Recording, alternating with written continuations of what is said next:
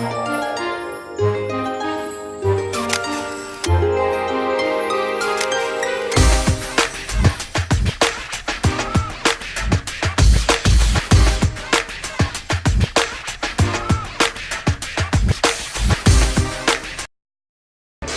don't believe this.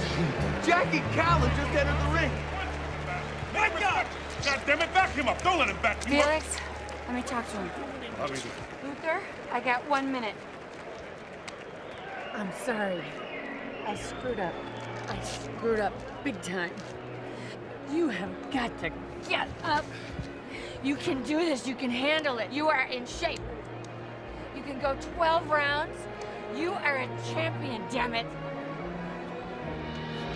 Hernandez is fighting dirty because he knows that's the only way he can beat you. Listen to me, listen. You have a chance to make boxing history tonight. You have potential for that kind of greatness. You don't need me. You already have it. Always did. Seconds!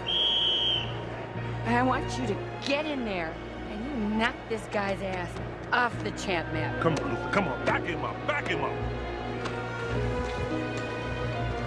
Switch up on him. Go right-handed. Nail his ass when he's charging in. Now go handle your business. Come on, a middle.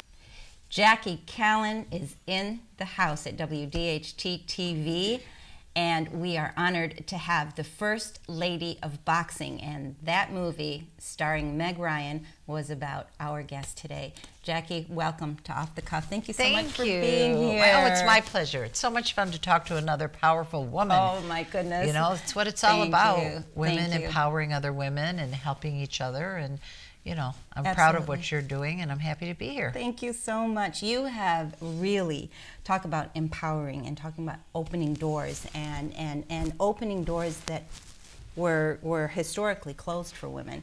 You are the first woman of boxing. You went into an area that is dominantly men-oriented.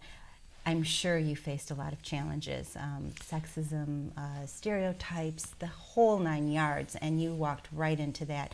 And you're so successful at it. So tell us about that experience and how you and we're not going to say how you're overcoming, how you overcame it and became one of the strongest women in boxing.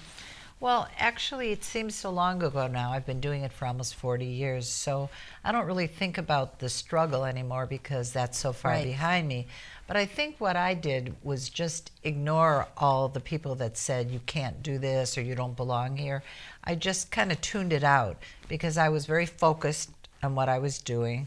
I was interested in the sport. I took a sincere interest in all the fighters that I worked with, and I genuinely enjoyed what I was doing. So I didn't let anybody kind of distract me from my goal, because there's always going to be people that are going to try to pull you down or turn you around into another Absolutely. direction. Sure. And I just kept moving forward. This is what I wanted to do. It was an unusual choice. I didn't grow up saying, gee, I want to be a boxing promoter or a boxing manager. It just kind of evolved. I went to interview Tommy Hearns, a young boxer from Detroit, and became very fascinated with the sport. It just seemed such an odd thing to do for a living, to just beat people up and get beat up yourself. I mean, sort of That I seemed agree like with. something that you'd want to avoid rather than pursue. But then I realized that it was a very scientific sport. There was a lot of strategy involved and a lot of planning and just a lot of, you know, preparation in physical and mental. And I just became very interested in it. So I started out as a boxing publicist, doing press kits and setting up interviews and press conferences and weigh-ins, things like that. Then gradually I got into boxing writing and then eventually managing and then promoting. So I've really touched on all aspects of the sport. Again, I'm in my 4th decade, so it's been a long, long ride. And as you said, a happy and successful one. And I'm still doing it, so obviously I like what I do. Absolutely. The challenges that you face, though, what would be your advice to women that want to follow in your footsteps? What were the biggest challenges, and how did you actually face them? I know you said you didn't address them too much, but I'm sure you know, you had to deal with a lot of things. What was the biggest challenge you had to deal with in being in this profession? I think the men not taking me seriously was, of course, number one. You know, everybody thought being a blonde and being a woman from the suburbs, and it just seemed to them I was a joke, and I had to prove you showed myself. them. Well, I had to prove that I wasn't a joke, that I was serious. Sure.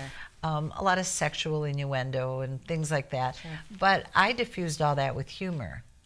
So if somebody were to kind of make a pass or say, I'll do this for you if you do this for me, instead of acting upset about it or acting like this was the worst thing that ever happened, I would kind of laugh it off and say, wow, that's a great idea. Not today, but, you know, I'll keep that in mind for the future. You know, I'll put that on my bucket list.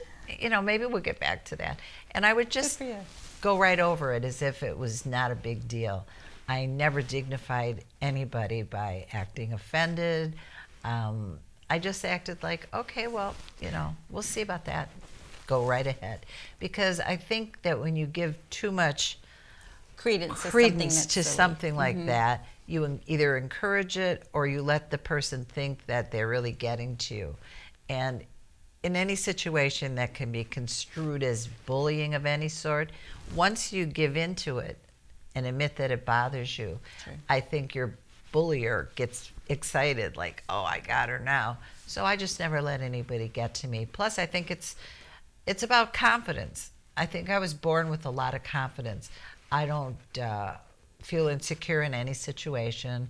I walk into any new adventure with a lot of optimism and a lot of guts, and I just plow forward and hopefully achieve my goal. You don't achieve every goal that you set out to achieve, so if you don't, you just say, okay, there's one that got away, and go down your list, what's my next goal? And you don't let it bother you that you didn't succeed. You just chalk it up to experience, go on to the next challenge. Absolutely. So you had to actually learn the process too, and you had to sort of just jump right into the boxing arena, per se. Excuse the pun here. Yeah. Well, so how did you face the challenges of being a promoter, of getting the boxing personalities that you needed? Because the competition is fierce, absolutely fierce. And being a woman, and you know, I want to accentuate that because you have really chartered new territory, which is amazing, and that's really important to know, that story of how you overcame those challenges and tried to sort of swift through, you know, all the other things that you had to deal with to get to where you are and to get those personalities to be, you know, part of your team. Well, what I learned early on is that knowledge is power. When you know something, again, it goes back to confidence, and you're confident when you know something. So I made it my business to learn every aspect of boxing. I wanted to learn how to wrap hands. How do you build that gauze and that tape to make that hand so well protected? So I learned how to do that. How do you stop a cut? If your fighter gets cut, what do you use? There's solutions that you use. Adrenaline 1000, which coagulates and stops the bleeding. Vaseline to seal it. Avitine, which is a powder that sets it. The kind of gauze pad that you need to apply pressure initially. And I practiced on plums, purple plums. I would slice them open with a razor blade. When they oozed, I'd stop it. Raw steak, I would buy steaks and slice them, and when they started to ooze, stop the bleeding of the steak. I practiced. I wanted to learn, how do you pick a sparring partner? How do you select the right opponent for a fighter? All the different aspects of making a fight, looking at contracts, looking for what's a good thing, what's a bad thing, what do you want to make sure is in the contract, which things do you want to take out of a contract. And you learn as you go if you really apply yourself. So I wanted to learn every aspect of the business so that nobody could get over on me, because being new at it and being a woman, they would try. Absolutely. You know, every which way they could, they would try to get over on you. So I would try to stay one step ahead so that if they brought something up thinking I didn't know, I did know. Right. So preparation is very important, and knowledge, like I said, knowledge is power. Absolutely. And you probably had to make sure that you had your T's crossed and your I's Absolutely. dotted every single time you all went the into time. anything. Yeah, all the time. You have to be on your toes all the time. And you obviously were. And they always say that a woman has to try a little bit harder, but it's any minority. When you're the minority in any situation, you always have to prove yourself a little bit more. And that's great. For me, it was a challenge, and I feel like when you're challenged, you rise to that. And for me, I think that's part of what made me successful, is the fact that people didn't think I could do it, and that's all I need to hear. Tell me I can't do something and watch me do it. And that's probably why we do things better, don't you think? Maybe because it's motivation. Negativity is motivation. Absolutely. You have had such a stellar career. You have been able to sit down with the best of the best, and that is for sure. You mentioned two words to me that just anyone that knows me knows that Elvis Presley is my gosh, is number one. I think I'm his number one fan ever since I was growing up. And you actually sat down and interviewed Elvis. You know, Presley. Elvis I'm didn't gonna touch you. Just I will show you the picture, and you'll see. All right, we're going to put that picture up. He was at the end of his career by the time I met him, and he was drugged up, and he wasn't at his best. Sure. You know, it was a New Year's Eve concert at the Silverdome back in 1975, so it was a long time. I don't even know if you were born then, but it was a very special night, and Elvis didn't see the press. He really didn't feel comfortable with media, so he was very shy about all that. So I had to figure a way, how am I going to meet Elvis, because he doesn't see the press. So I thought, well, maybe if we give him a key to the city, because he was in Pontiac at the Pontiac Silverdome. Right. So I went to the mayor and I said, I was supposed to be at that concert. Let's give, you were? I was supposed to be at that concert. Oh, well, it was a memorable thing. It was a memorable event. The key to the city. Okay, so I went to the mayor. I said, let's give Elvis a key to the city. And I want to be there with you representing the Oakland Press, which was the newspaper I wrote for 25 years. And he said, that's a great idea. So, and then we had to give one to Colonel Parker, who was his manager, to make him feel important too. Okay. And so we did. We gave him a key to the city. And he just looked so lost that night. He was so almost bewildered looking. And I think it was the drugs and the size of the crowd. Not that he wasn't used to it, but it was just a stadium packed with people. And I just said to him, you look like you'd like to be anywhere but here. And he says, well, this is what I do. I said, I know. I said, but I'd love to just throw you in my car and take you somewhere else and just sit and talk and not have to be here. And he said, well, if you can figure a way to do that, let's go. And of course, there was no way to do that. And he went on and did his show and forgot some of the words to some of the songs that night. And he wasn't the Elvis that I had seen previously in Las Vegas and other venues when he was right on top of his game. And that was the last time I ever saw him. Right. That was one of his last concerts in this area as well. Exactly. So. He was kind of a tragic figure when you think about it. He had all that fame and all that money, and now I know his ex-wife Priscilla. We have a mutual friend in LA, and so I've had the pleasure of going to dinner with her a few times, and she's a lovely woman, a really lovely woman. I think he'd be proud of, his daughter, and I think he'd enjoy his grandchildren and his great-grandchildren. So absolutely, yeah. And I think it's just in terms of history. He was the king of rock and roll, and then you have the king of pop who actually married his daughter, and it's sort of like fate. It is kind of strange how that all and then they both sort of had the same demise. Him and Michael an Jackson, early death, right? And pretty much the same reason. So it's sort of a little bit eerie when you think. It is, but that's the world that they live in. The entertainment world and sports world, especially at the top level, is very riddled with drugs. It's so prevalent that somebody overdosing isn't that unusual. It's sad that in the real world we just look at that and it's such a tragedy in a family if somebody does. But in Hollywood, it's just another one bites the dust, What about in boxing? Is it as prevalent? No, not as much because you're physical. And they're drug tested. The fighters are all drug tested. So it would be less likely for somebody to, be a drug addict and be an active boxer. Sometimes they'll test positive for steroids. Or something like that. But how lenient are they in terms of somebody, a boxer testing not positive? lenient at all. Positive for steroids. No leniency.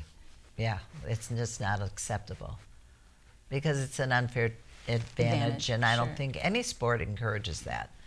So and we also, certainly don't in boxing. A lot of deaths have happened because of steroid use in professional sports, and that. Well, it has damages the liver, it damages the kidneys. It's not a really great thing to do to your body for a short-term benefit with long-term detriment. I don't see the value of it. Yes, it will help you, give you an advantage in the short term, but we need to look at our life as a totality, not just the brief period of our career, and it's a huge sacrifice to make. You actually acted as a contender as a consultant on The Contender, which I watched religiously. Well, because Tarek Salmasi, absolutely, who's from Dearborn, was on the show, and it was a lot of fun. He's a great guy. I used to manage him when he turned pro. And Tarek has actually been in our studio on our show a couple of times. Yeah, he's a great guy, isn't he? He's a lot of fun to talk to. He's terrific. And he's done a lot since boxing. He's one of the fighters that I think had a game plan. He got out of the sport, segued into real estate. Has a beautiful family, and he's beautiful done wife, beautiful daughter. Yeah, he's done really well for himself, and he's very well spoken. And he didn't come out of boxing with any brain damage or any speech impediments, which is really great because some of the fighters that I've worked with over the years did come out of the sport damaged, and it's so sad to see, but it's very Muhammad Ali. Impossible. Well, that's Parkinson's. I mean, that's the extreme. But I have fighters that I worked with who now don't speak clearly. They have that lazy tongue where they sound punch drunk, and it's just a side effect of the cumulative blows to the head that you take. And most of the damage is done in the gym, not in the ring. It's just sparring, repetitive sparring over and over and over, getting hit day after day. So there's something that we need to do in the sport, same as football. With that COD, the concussive effect is visible later in mood changes, memory loss, speech. So we need to work on that. Is there anything being done to address that? Because they don't wear the headgear. Well, they do. They do in the gym. In sparring. They do in the gym. But they've found that isn't necessarily a help. Sometimes because you have the headgear on, you feel more confident, so you take more punches, and the guys get a little bit more aggressive because they feel like they're protected, but you're still getting hit in the head, and you're still getting your brain rattled. Just because you have some leather around your head isn't stopping that motion. So there's a lot of research being done. There's, all kinds of studies being done on fighters from when they are amateurs to pros to retired, to see the difference in their MRIs, in their EKGs, in their EEGs, to see all the way down the line, how's it affecting them. And hopefully we'll come up with some good ideas for safety. Sure, it's a challenging sport, for sure, physically, mentally. And same with MMA, because they even do more, with the kicking, and they're allowed to do more choking and arm bars and holding, and it's just a different sport, but again, you have that physical contact that can result in long-term damage. Sylvester Stallone. My heart. That is one man that I admire and look up to so much. I've known him about maybe 35 years now. He and his brother Frank and his mother Jacqueline, they're all dear friends. And Sylvester Stallone, to me, is an example of success on every level. He's very intelligent. He doesn't show it in certain roles, like Rocky was such a sweet, simple guy you would never know, and Rambo was very physical. But he writes his own screenplays. He directs his own movies. He produces them. He acts in them. He's very, very intelligent, and he has a beautiful family. His wife, Jennifer Flavin, they've been together a long time now. They have 3 daughters who are each drop-dead beautiful. especially the middle one, Sistine. She's a model now, and he's just a great guy, fun to talk to, and wonderful to his fans.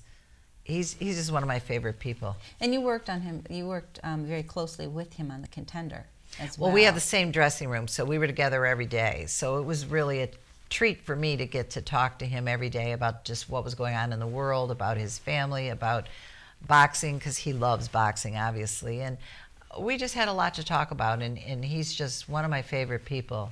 So you brought up a name that brings a smile to my face and a little flutter in my heart. Wow. He's so cute too. He's a really handsome guy. 70. He's 4 months younger than me. We're both 70 now. And now our audience would have never, ever guessed that. Thank you, audience. Thank you, audience. You absolutely look gorgeous. Thank you. And but he looks great too for 70. Yes, and you know, absolutely. His zest for life is part of what makes him so attractive. You know, he embraces He's a happy everything. Person. Yeah, you know, he has no reason very not to be. well-rounded. Exactly. You know, he's got tons of money, more than he'll ever spend. Great family. Fame. Great, absolutely. What's to be unhappy about, right? Right. Now you've met a lot of A-listers. So you've met Donald Trump and you've met I worked with Bill Donald Clinton. Trump. Okay. Yeah. Talk to us. I worked with Donald Trump several times because when he had his casinos in Atlantic City, my fighters fought for him. Right. So I've had dinner with him. I was at a party with him and Ivana, his first wife, and then a few years later I was at dinner with him and Marla, his second wife. So, you know, I've had a chance to get to know him a bit, and he was always wonderful to me. He loves strong women.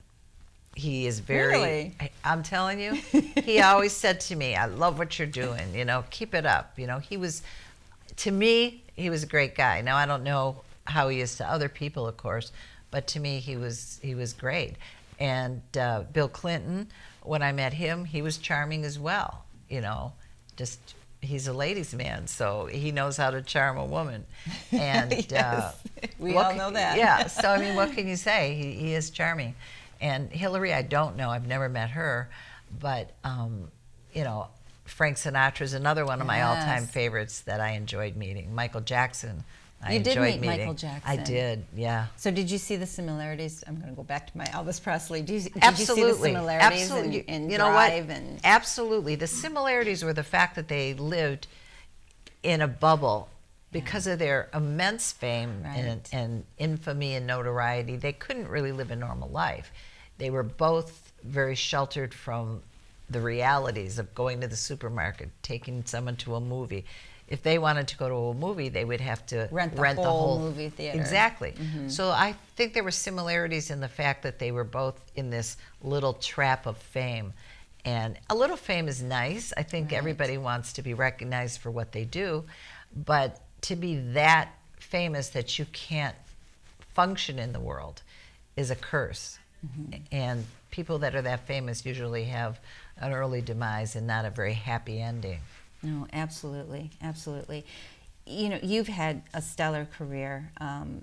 What is the most memorable event, boxing event, that you can think of that has really shaped what you've done since then? Well, for me personally, there's been a couple, but obviously when my fighter, James Toney, who was my first champion, when he beat Michael Nunn, who was the champion at that time in '91. That was huge. When he beat him in his hometown, and we were a 20-1 underdog. Right. It was such an accomplishment for him, for our whole team. That was an unbelievable moment for me because it kind of put me on the map as someone who knew what she was doing. Up to that point, everybody questioned how much I really knew.